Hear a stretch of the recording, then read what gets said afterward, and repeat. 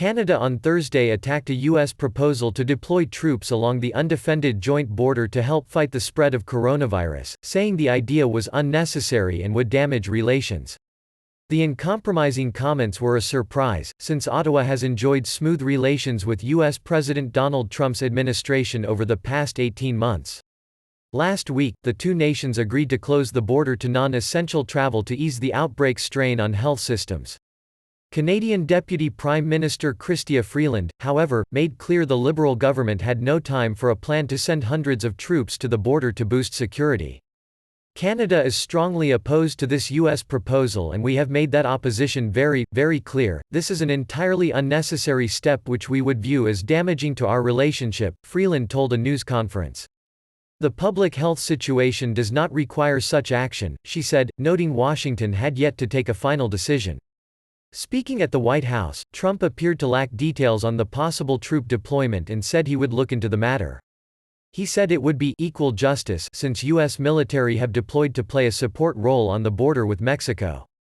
A U.S. official familiar with the matter said that U.S. Customs and Border Protection is stressed on the northern border because virtually all patrol officers and border crossing officials were shifted to the southern border, where they are supplemented by a brigade from the 101st Airborne Division, a Marine battalion and National Guard personnel.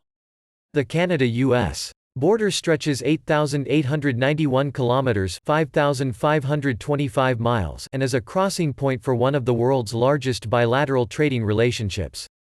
Kirsten Hillman, who Prime Minister Justin Trudeau announced on Thursday would be Canada's ambassador in Washington, told the Canadian Broadcasting Corp that the proposed deployment sends a message that there's a problem, and there isn't. Trudeau earlier said Ottawa was in touch with U.S. authorities and would adjust border security measures if needed. The state of New York, which shares a border with Canada, has been an epicenter of the U.S. outbreak. Tim Currier, the mayor of Massena, New York, a town of 13,000 people located 15 kilometers (9 miles) from the border, said the deployment could spark panic if it were not communicated properly. "I'm concerned about how citizens look at that," he said. Canada has reported about 3,500 coronavirus cases and 35 deaths.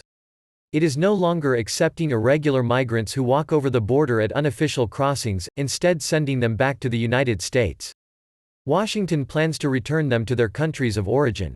Teresa Cardinal Brown, Director of Immigration Policy with the Washington-based Bipartisan Policy Center, said the undefended U.S.-Canada border has long been a point of pride. "I have not seen any reporting whatsoever of an increased threat posture at the U.S.-Canada border," she said. "Did we not have other stuff that troops could and should be doing?"